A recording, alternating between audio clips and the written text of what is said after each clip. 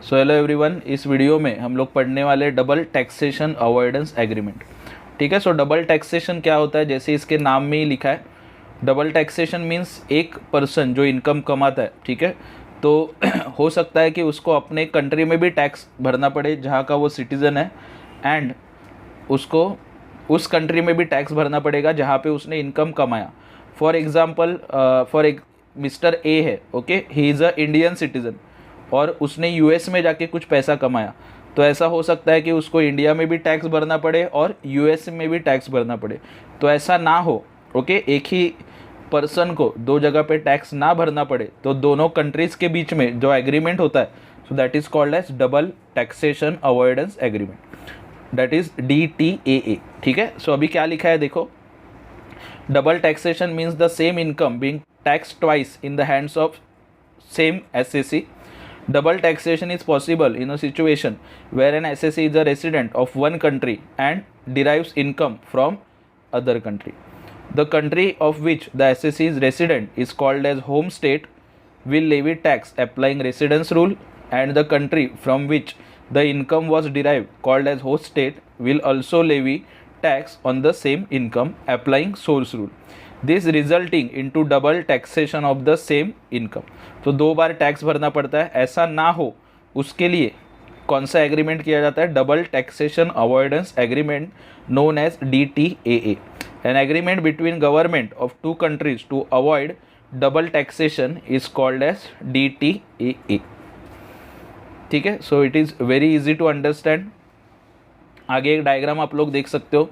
Double taxation relief, दो type का relief मिलेगा आपको, one is unilateral relief and second one is bilateral relief. Unilateral का मतलब सिंगल साइड रिलीफ, सिर्फ रिलीफ मिलेगा बाय होम कंट्री, ठीक है, एंड बायलैटरल मतलब दोनों साइड से रिलीफ मिलेगा, दोनों कंट्रीज से। So there are two methods, tax credit method and tax exemption method. चलो लेट्स सी, जैसे आप लोग स्क्रीन पे देख सकते हो, steps to find out relief under section 91। ये स्टेप्स बहुत ही इंपॉर्टेंट है आपको कैलकुलेशन करने के लिए। ओके। सो स्टेप नंबर 1 क्या करना है आपको, compute net taxable income. Net taxable income मतलब आपने पढ़ा होगा लास्ट सेमेस्टर में, आपको टोटल करना है उसकी इनकम का। ब्रैकेट में लिखा है including Indian income, foreign income, double taxable income and after all exemptions and deduction. तो सब इनकम आपको कंसिडर करना है, चाहे वो इंडियन हो या फिर फॉरेन हो, सबको ऐड करना है। So you will get net taxable income. कोई एग्जेम्पशन या फिर डिडक्शन होगा तो वो भी आपको कंसिडर करना है। डिडक्शन आपने पढ़ा होगा under section 80, 80C, 80D, 80DD, 80E, 80U, ठीक है, 80TTA। तो ऐसे अलग अलग डिडक्शंस है, अगर आपको नहीं पता तो गूगल पे सर्च कर सकते हो, आपको ये डिडक्शन सब मिल जाएंगे, ठीक है। Then number 2 is compute gross tax.